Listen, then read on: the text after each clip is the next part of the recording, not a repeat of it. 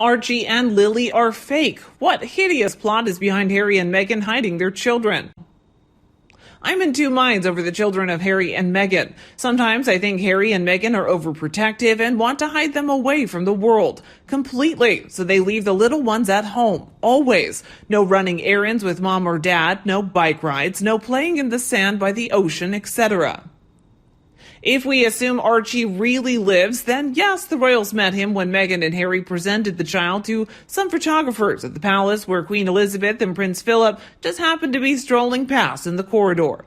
Grandma Doria also happened to be there at the same time. Possible? Sure. They all knew Harry and Meghan were showing their firstborn child to the media, so they could have been waiting to see the new sweet baby. But that child looks different, every photo of him looking nothing like the previous one. If I remember rightly, they actually released two pictures of Archie when they stayed in Canada. One of the Harrys holding him and then the one above. I know, babies and children change quickly, but sometimes I do wonder if it's the same child. Eyes are similar, but that's it. Archie left the UK at about 6 months old for Canada, and then they stayed over to have that first Thanksgiving with Doria. They were supposed to spend Christmas at the Royals in Sandringham, but didn't. They came back supposedly to tie up ends of the leaving, and the royal family. Meghan had left unexpectedly in one of her tantrums. Harry left soon after, so none of them have seen Archie since he was about 6 months old. There's something wrong with the hair on that first photo. The hair looks penciled in, the same way as it did on the Christmas card photo, which was heavier penciled.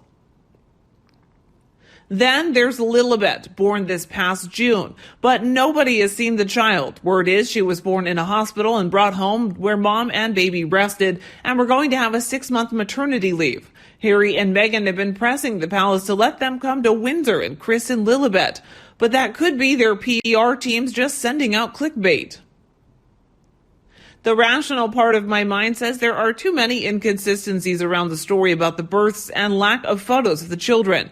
Meghan named the OBGYN who delivered Archie, but she was not working that day. So who delivered the baby? Why did anyone say that Meghan could leave the hospital only 4 hours after giving birth to her first child? Why did they say the Archbishop of Canterbury officiated Archie's christening when he was at a synod meeting that day? Why isn't there a car seat in Harry and Meghan's car? Why are there new pictures of their child Archie? He looks different with red hair in some photos and black hair in others, so why? As to Lilibet, no doctor has come forward as the one who delivered the baby. It seems Meghan was using moon bumps, either to make herself look farther along in her pregnancy, or she could have been pulling a fast one on the world and was just trying to look pregnant, while the surrogate was carrying out the Diana 2.0. The only word in the blonde-haired, blue-eyed child they wanted wasn't offered. Meghan and Harry did not receive the child they had ordered, so they fell back and took custody of a different baby. Lilibet has yet to be seen. Meghan can only use a child as a stand-in for her own children, even if she has her own children at home. But it's so strange how she and Harry don't excitedly share a single thing their kids are doing. And if they do share, it's ambiguous and not really fitting for what most children are doing at their ages. Most parents are beyond excited at what their kids are doing, and Archie is now at an age where he would be into all sorts of things at home. Plus, he'd be saying sentences that the parents want to share. Even a narcissist can talk about the good things their children are doing, so what's up with that? I think they don't talk about their kids because they don't have them. At least I think Archie didn't pan out. The surrogate in the UK kept the baby because she didn't want Meghan to raise the poor child. I've heard that Harry and Meghan do have Lilibet now, and the surrogate gave them the child. So how do they take pics of one child and not the other? Because I just don't believe Archie is there. I'll end this by stating how happy I would be for Archie if he did have 2 kids with Meghan. But so many signs point to Archie not being there. How will they take loads of photos of this little girl? People wonder what Archie is. Maybe the truth will finally come out, if there is any truth to the surrogate stories. If not, then that's wonderful for Harry and Meghan, and I congratulate them on their 2 little blessings. Oh, so who would have seen the children? Nobody in the royal family has seen baby Lilibet, but Archie would have been seen by Queen Elizabeth, the late Prince Philip, Prince Charles, Prince William and Catherine, and possibly Princess Eugenie. If Archie was in Windsor, then he would have been visited by these royals. Assuming Meghan gave birth to 2 children and everything was perfectly natural and normal, then is it any wonder the people will question all the secrecy and inconsistencies surrounding their existence?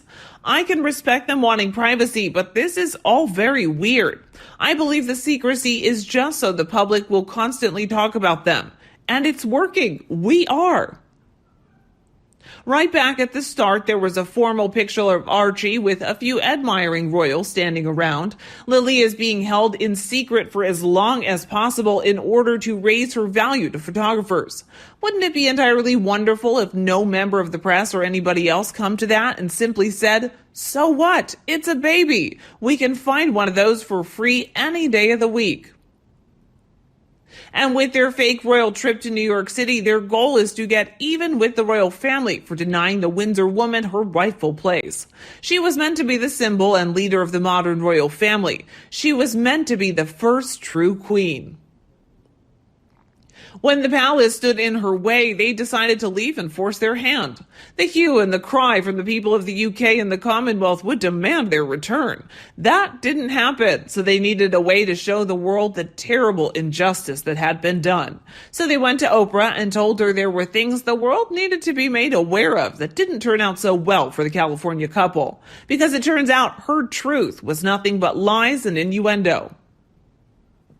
Now they've decided that the world needs to see what it's missing. They will now go on a royal tour discussing with politicos and CEOs who will get them noticed and get people believing they're important.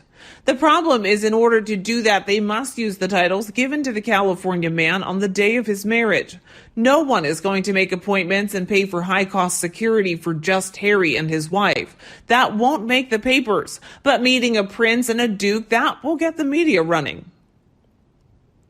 I hesitate to harp on this, but I will. Someone is using them. Someone hates the monarchy and has promised Markle that she will be famous, even maybe the queen of a new establishment. Idiot Markle believes that. When I say someone, I suspect it is a group of someones. She goes along with disparaging the monarchy with the view that she will be a queen of some sorts. And I also think they want millions upon millions of dollars along with prestige in Hollywood. But I don't think that's happening. Sure, they may have gotten fees for their little trip, but I don't see it as more than chump change. And I don't see them on the red carpet at any Hollywood premieres. Nope, I did see the Cambridges on the red carpet at a Hollywood premiere for the James Bond movie. She has no idea of the extent to which she's being used. She thinks she's smart in her silly outfits with hidden cameras. A lot of money is being thrown her way by people who despise the monarchy. She thinks it's because they like her. It's because they see her as a means of inciting hatred of the monarchy, thus its downfall. It's obviously a plan that was in place from the beginning. She has a huge ego and someone is using her to get her to do their bidding. It's a very dangerous game played by not very nice people who don't like loose ends once the goal is met. She and Harry are playing with fire that can burn out of their control very quickly.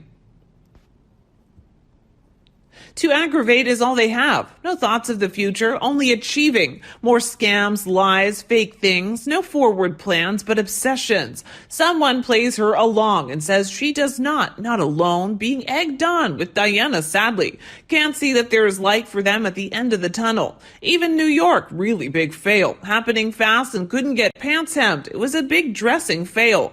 Caught out illegal recording. What the hell was the mayor thinking, as if representing the royal family?